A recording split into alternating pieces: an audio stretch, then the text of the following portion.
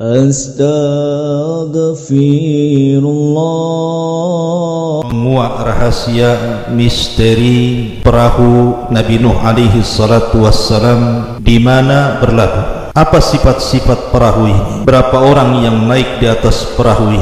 Adakah orang-orang yang tidak naik ke perahu ini selamat? Lalu bagaimana setelah perahu ini disandarkan Allah? Kemana orang-orang ini kemudian pergi? Ma'asyiral muslimin yang dimuliakan Allah subhanahu wa ta'ala, kisah tentang rahasia di balik Safinatun Nuh bukan hanya dibicarakan orang-orang Islam saja, tapi juga dibicarakan oleh umat-umat sebelum Islam. Dicatat dalam kitab-kitab seperti Taurat, Injil dan yang lain. Saya contohkan saja versi Taurat yang disebutkan dalam kitab Safarut Taqwim, nihayatu kulli basharin qad atat amani. Nuh berkata, akhir setiap manusia sudah datang di hadapan. Li'annal arda imtala'at zulman minhum, karena bumi telah dipenuhi dengan kezaliman yang menyebar. Faha ana, Allah subhanahu wa ta'ala, afwan, ini perkataan Allah subhanahu wa ta'ala kepada Nuh, bukan perkataan Nuh. Saya ulang, nihayatu kulli basharin qad atat amami. Kehancuran setiap manusia sudah datang di hadapanku. Li'annal arda imtala'at zulman minhum, karena bumi sudah dipenuhi dengan kezaliman yang menyebar. Faha ana muhlikuhum ma'al ardi, maka saya akan hancurkan mereka bersama bumi. Isna li nafsika falkan min khasabin jufr, wahai Nuh, buatlah untuk dirimu sebuah perahu dari kayu. Taj'alul fulka masakina, yang kau bisa jadikan perahu itu tempat tinggal. Wa tatlihi min dakhilin wa min kharijin bil qab, kemudian benahi kapalmu, kamu oles dengan minyak-minyak supaya tidak bocor, maksudnya. Wa hakadha tasna'uhu, begitulah engkau harus membuatnya. Kemudian disebutkan meterannya, salasa mi'ati dira'in yakunu tulu al-fulki, di mana 300 hasta panjangnya kapal itu. Wa khamsina dira'an arduhu, dan 50 hasta bentangannya atau lebarnya. Wa thalathina dira'an irtifa'uhu, dan 30 hasta tingginya. Jadi panjangnya 300 hasta, kemudian lebarnya 50 hasta, kemudian tingginya 30 hasta. Kemudian wa tada'u babal fulki fi janibihi masakina sufliyatun wa mutawassitatun wa ulwiyatun, maka jadikan bagian-bagian kapal itu ada yang di bawah, ada yang di tengah, ada yang di atas, menunjukkan bahwa kapalnya Nabi Nuh itu ada 3 tingkat.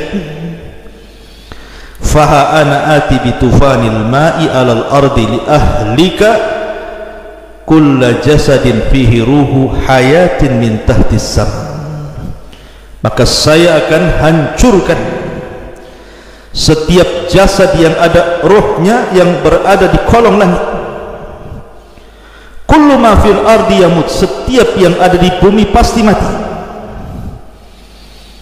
Kemudian Allah subhanahu wa ta'ala mengatakan, masukkan juga setiap ithnaini min kulli tudkhilu ilal fulqi listiqaiha ma'aka, setiap binatang-binatang yang berpasang-pasangan masukkan juga.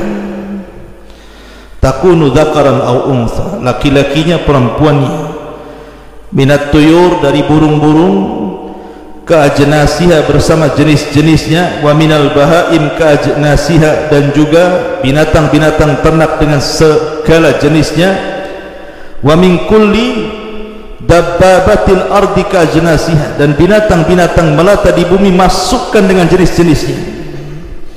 Fakhudh li nafsika min kulli ta'amin, ambil juga untuk dirimu wahai Nuh setiap makanan yukal yang dimakan. fayakunu laka walaha ta'am, sehingga makanan itu cukup untuk kau makan dan semua penghuni yang ada di kapal itu. Fa fa'ala Nuhun hasba kulli ma amarahu bihi Allahu hakadha fa'al. Maka Nuh pun melaksanakan perintah Allah, begitulah Nuh melaksanakan perintah itu. Ini versi Taurat. Tetapi kalau kita melihat versi Al-Quran, berbeda lagi. Saya akan sebutkan ayat-ayat yang berkenaan dengan sifat-sifat kapal Nabi Nuh alaihi salatu wasallam dalam Al-Quran. Pertama disebutkan dalam surah Hud ayat 37, wasna'il fulka bi'ayunina wa wahyina wa la tukhatibni fil ladina zalamu innahum mughraqun. Dan buatlah kapal itu dengan pengawasan dan petunjuk wahyu dari kami, dan janganlah engkau bicarakan dengan aku tentang orang-orang zalim, sesungguhnya mereka akan ditenggelamkan. Di sini Allah Subhanahu wa taala memerintahkan Nuh untuk membuat perahu.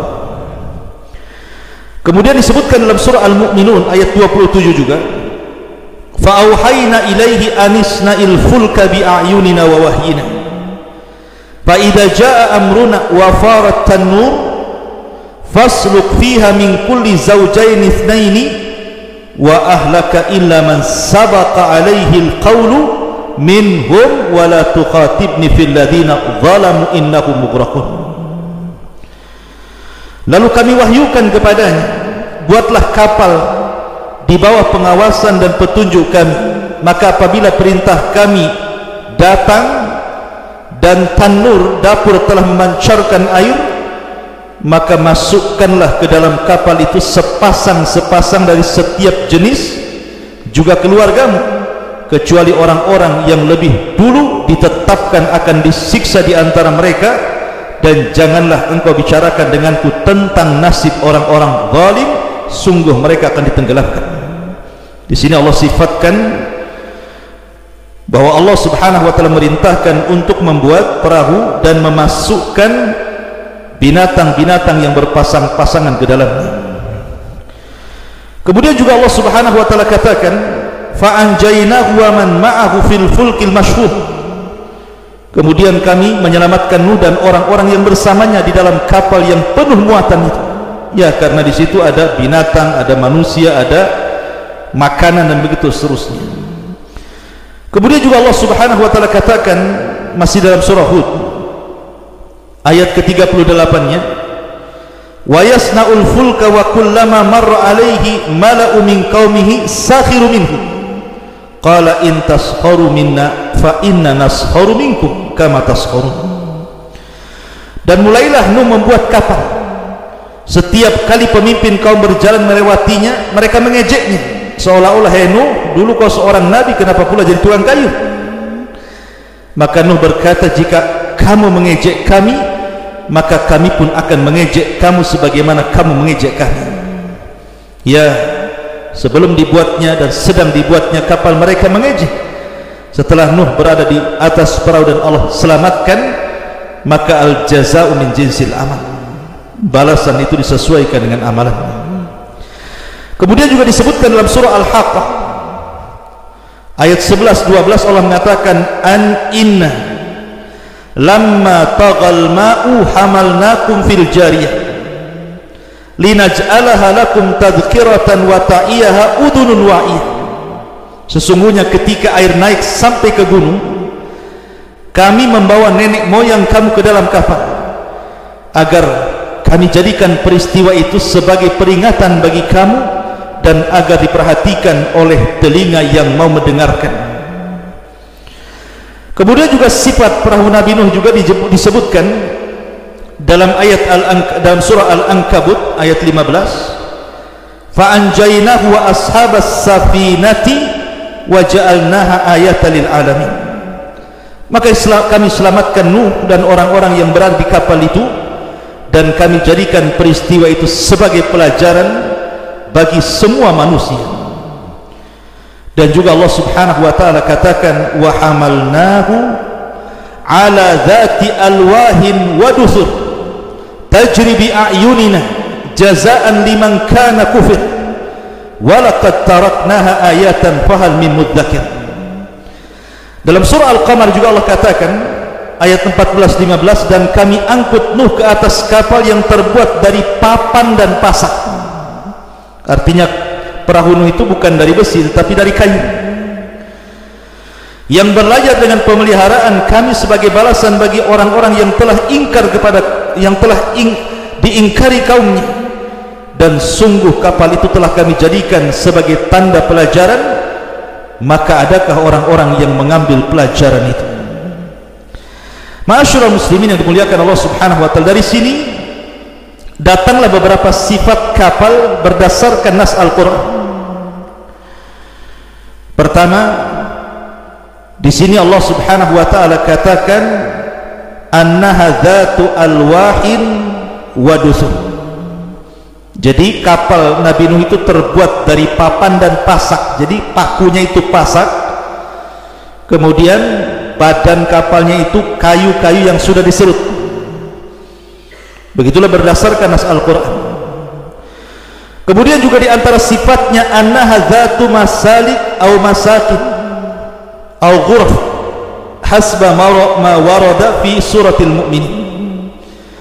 Jadi kapal itu bisa dijadikan tempat tinggal, saking besarnya kapal itu. Dan juga ada kamar-kamarnya. Jadi ada kamar-kamar untuk manusia, ada kamar untuk binatang, ada kamar untuk burung, semua disediakan. Berdasarkan surah Al-Mu'minun, fasluk fiha min kulli zawjaini itsnaini wa ahlaka illa man sabaqa alaihi alqaulu minhum. Maka masukkanlah setiap binatang-binatang yang berpasang-pasangan dan juga keluargamu, kecuali orang yang sudah ditetapkan mereka akan dibinasakan. Kemudian juga yang ketiga, dan ingat bahwa kapal Nabi Nuh ini mukjizat. Ingat, ini bukan kapal biasa, ini mukjizat, mukjizat seorang Nabi. Bayangkan banjir itu dijelaskan sampai menutupi gunung-gunung tertinggi di dunia, dengan dihempas dengan tufan, dengan gelombang yang sangat besar, tapi tidak menggulingkan perahu Nuh. Kalau bukan mukjizat apa namanya? Jadi kapal ini mukjizat Nabi Nuh alaihi salatu wassalam. Tidak bisa kita bayangkan, namanya mukjizat itu keanehan. Makanya kapalnya Nabi Nuh alaihi salatu wassalam bisa selamat dari bahtera yang sangat maha dahsyat, yang secara logika harusnya kapal itu tenggelam dan terguling, itu harusnya. Tapi karena mukjizat dari Allah Subhanahu wa taala, makanya kemudian Allah Subhanahu wa taala mengatakan ayatan. Allah mengatakan fa anjaynahu wa ashabas safinati wa ja'alnaha ayatan lil alamin. Dan kami selamatkan Nuh dan juga orang-orang yang di kapal itu, dan kami jadikan sebagai tanda kuasa Allah. Jadi perahu itu memang tanda-tanda kekuasaan Allah, mukjizat yang Allah berikan kepada Nuh, mampu membuat kapal sehebat itu, padahal hanya terangkai dari kayu dan pasak-pasak saja. Ya. Ma'asyiral muslimin yang dimuliakan Allah Azza wa Jalla, bahkan disebutkan bagaimana sifat tufan.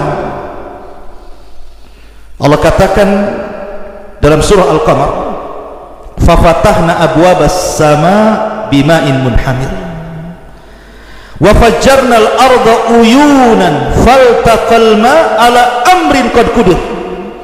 Kami buka pintu-pintu langit, kemudian kami hujani sederas-derasnya. Bukan hanya itu, wa fajjarna al-arda, kami bukakan semua sumber-sumber yang ada di bumi, kemudian dimuncratkan ke atas permukaan.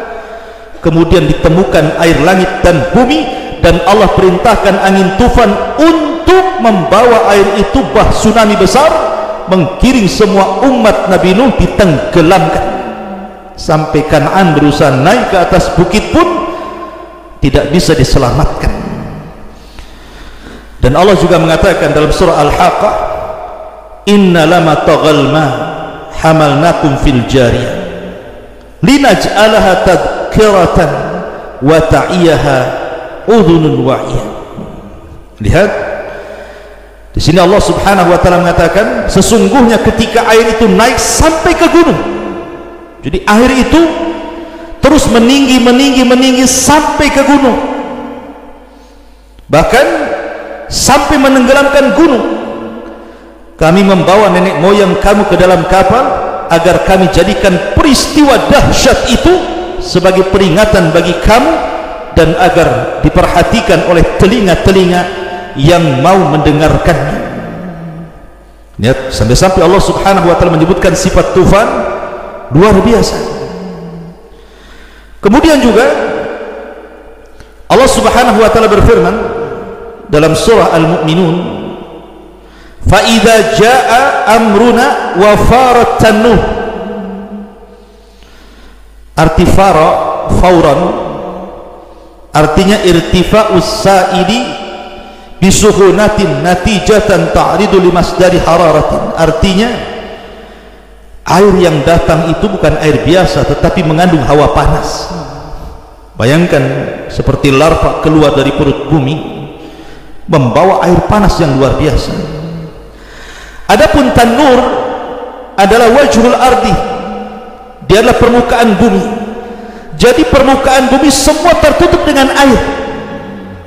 Memang terjadi khilaf para ulama, apakah satu dunia itu terjadi banjir bandang dengan tufan yang hebat, satu dunia maksudnya, ataukah hanya kaumnya Nuh, karena ketika itu manusia belum mendunia, hanya di satu tempat kaumnya Nuh saja. Wallahu a'lam, karena tidak ada keterangan. Yang jelas bahwa Allah Subhanahu wa taala menyebutkan dalam surah Hud ayat 42, wahia tajri bihim fi maujin kal jibal, bahwa air itu menjadi gelombang-gelombang besar layaknya gunung-gunung yang sedang menghempas-hempas. Begitu dahsyatnya Allah Subhanahu wa taala menjelaskan tufan yang menimpa kaum. Coba bagaimana bisa selamat dengan banjir sebesar ini? Ma'asyiral muslimin yang dimuliakan Allah Subhanahu wa taala, ketika Nuh alaihi salatu wassalam naik ke atas perahu, memang secara jumlah berapa orang sebenarnya yang naik di atas perahu itu? Kalau kita mengacu kepada Taurat ataupun perjanjian lama, kisah Israiliyat, bahwa orang-orang yang ada di perahu itu jumlahnya sekitar, ada yang mengatakan 40 dan ada yang mengatakan 80 orang. Paling banyaklah 80 orang. Kenapa? Karena Nabi Nuh alaihi salatu wassalam itu memang diuji. Dia setiap berdakwah itu tidak dapat pengikut kecuali setelah melewati 20 tahun sekali.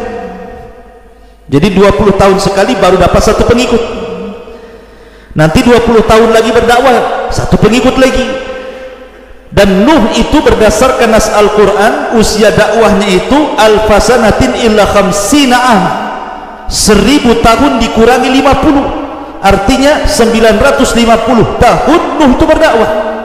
Tapi Allah uji dengan tidak banyak pengikut, sehingga ada yang mengatakan 40, ada yang mengatakan 80, ada yang mengatakan 70. Wallahu a'lam. Ini berdasarkan dari kisah-kisah Israiliyat, karena Al-Quran tidak menjelaskan berapa jumlahnya. Yang jelas bahwa di perahu itu yang jelas-jelas ada adalah Nuh, kemudian 3 anak yang sudah saya ceritakan, Syam, Ham dan Yafis, dan juga istri-istrinya dan anak-anaknya. Apakah kemudian 70 atau sampai 80 itu hanya keluarga Nuh saja? Wallahu a'lam. Ataukah ada pengikutnya di situ? Allahu a'lam. Kita tidak tahu, karena tidak dijelaskan masalahnya harus gimana gitu. Ma'asyiral muslimin yang dimuliakan Allah Azza wa Jalla. La, adapun besar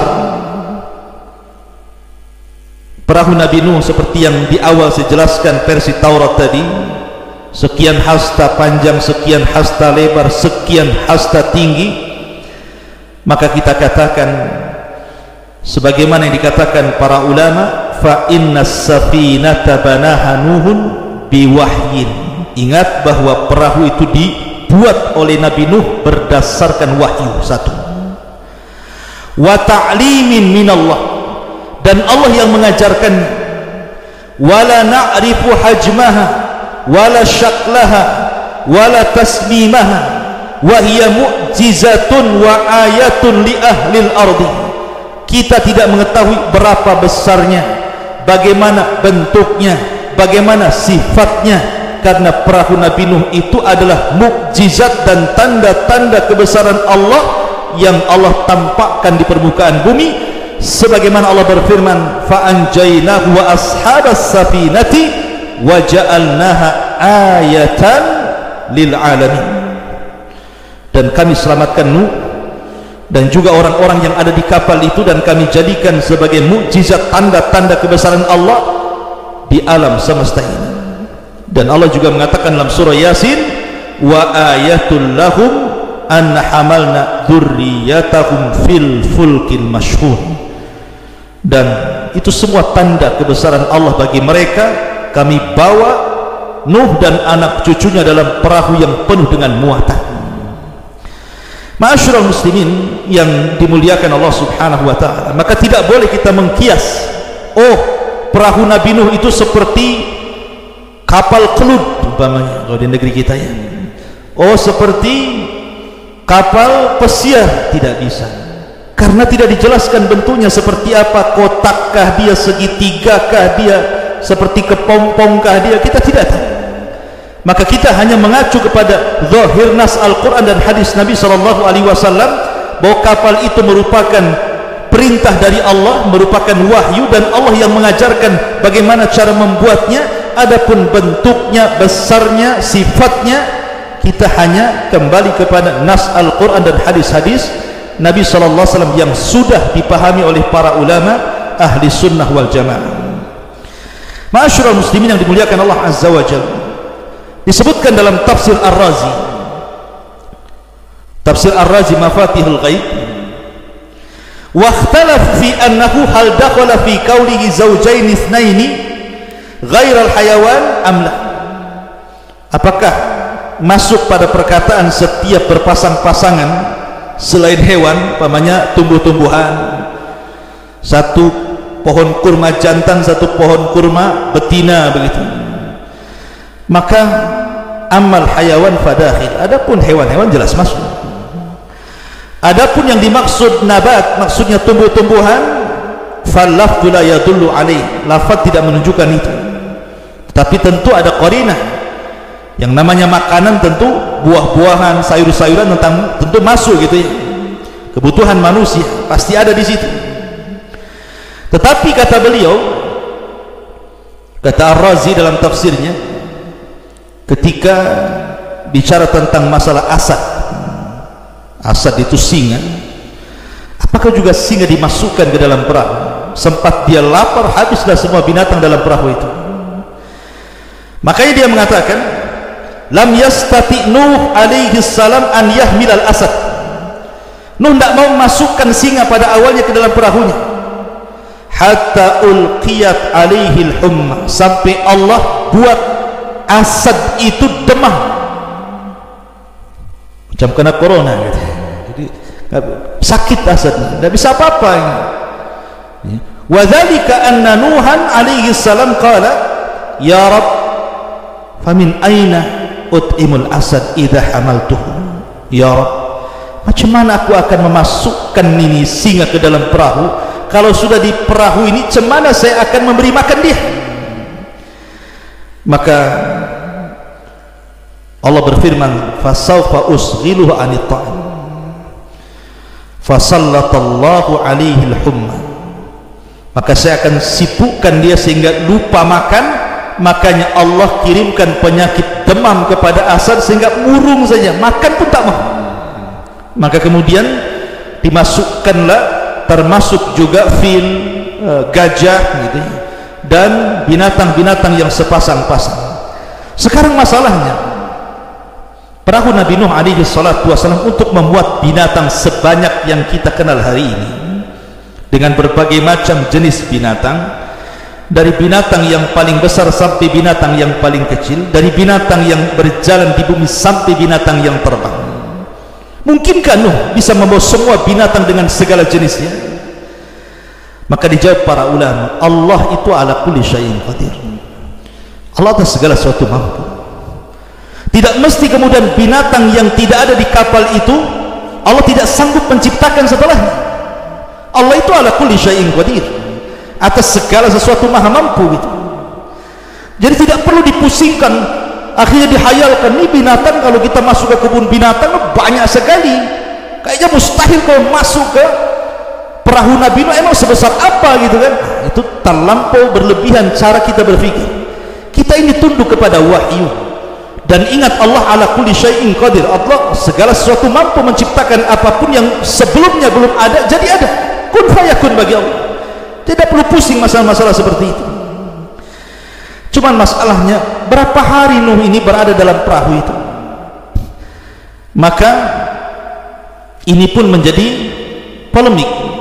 Kalau versi ahli kita, versi Israiliyat tadi, perjanjian lama mengatakan qad istamarra arba'ina yawman wa lailatan wa hiya al-muddatu allati makatha fiha Nuhun fis safinati huwa wa man ma'ah min ahli iman alladhina amanu bihi wa hum qillatun bid'atu wa thamanun rajulan wa imra'atan. Adapun kapal itu terus terombang-ambing di tengah bahtera badai yang sangat besar itu selama 40 hari 40 malam. Itulah waktu Nuh berada di atas banjir itu. Dia bersama orang-orang yang beriman, ya sekitar 80 lebih, kurang lebih seperti itu. Wa kadzalika kullu asnafil hayawan wat tuyur, begitu juga semua jenis hewan-hewan dan burung-burung masuk di dalamnya. Tetapi yang jelas bahwa kita versi Islam, lam yarid nassun thabitun fil qur'ani awis sunnati an muddati muqtinuhin alaihi salatu wassalam fil bahri aw fis safinati, walakin taqulu ba'dul israiliyat annahu makatha arba'ina yawman wallahu a'lam. Tapi tidak, dalam Islam tidak ada satupun yang sabit dari Al-Quran dan Sunnah tentang berapa lama Nuh itu tinggal di perahu. Hanya kisah Israiliyat mengatakan 40 hari gitu saja.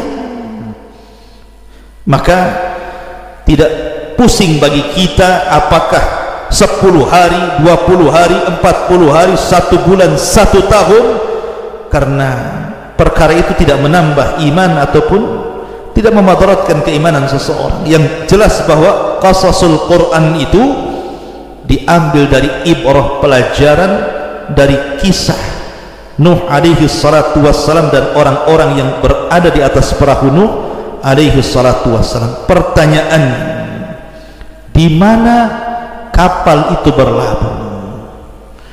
Di mana kapal itu berlabuh? Quran memang jelas mengatakan dalam surah Hud 44, wa qila ya ardu abli'i ma'aki wa yassama aqli'i wa ghidal ma'u wa qudiyal amru wastawat alal judi wa qila bu'dan liqaumi zalimin. Wahai bumi, telanlah airmu, wahai langit, berhentilah hujan, dan air pun disurutkan dan perintah pun diselesaikan, dan kapal pun berlabuh di sebuah gunung yang disebut dengan Judi, dan dikatakan binasalah orang-orang yang zalim itu. Quran hanya menyebutkan kalimat Jabal Judi, Bukit Judi. Ingat, ada 3 bukit yang sangat dimuliakan dalam sejarah kan itu. Ada namanya Bukit Judi, tempat berlabuhnya kapal Nuh. Ada namanya Bukit Saina, tempat Taurat turun kepada Nabi Musa alaihi salatu wassalam. Ada namanya Bukit Hira, di mana Rasul berada di Gua Hira, wahyu turun di situ. Inilah bukit-bukit mulia. Lah salah satunya Bukit Judi. Pertanyaannya, di mana Bukit Judi ini? Terjadi silang pendapat yang cukup tajam di kalangan ulama. Ada yang mengatakan Bukit Judi itu di Mekah, di Mekah Al-Mukarramah. Karena Ada yang mengatakan bahwa ketika Nuh alaihi salatu wassalam berada di atas perahu itu, maka Allah subhanahu wa ta'ala arahkan perahunya itu mengarah ke Mekah. Kemudian setelah berada di atas Baitullah Al-Haram selama 40 hari, kemudian diarahkan ke Bukit Judi, kemudian disitulah kapal Nabi Nuh dilabuhkan. Ketika Nabi Allah Ibrahim alaihi salatu wassalam membangun Ka'bah, maka Ibrahim kan memerintahkan Ismail untuk membawa batu-batu. Maka diambillah 4 batu. Pertama batu Hira, kedua batu dari Sabir, kemudian batu dari Tur, kemudian batu dari Judi. Artinya masih negeri Arab, karena Ibrahim itu berada di Mekah, negeri Arab. Ini pendapat yang pertama, bahwa Bukit Judi itu berada di Mekah Al-Mukarramah. Pendapat yang kedua, bahwa Bukit Judi itu ada di Musil, di daerah Musil, daerah Irak sana. Disitulah kemudian bukit itu berada tempat berlabuhnya kapal Nabi Nuh alaihi salatu wassalam.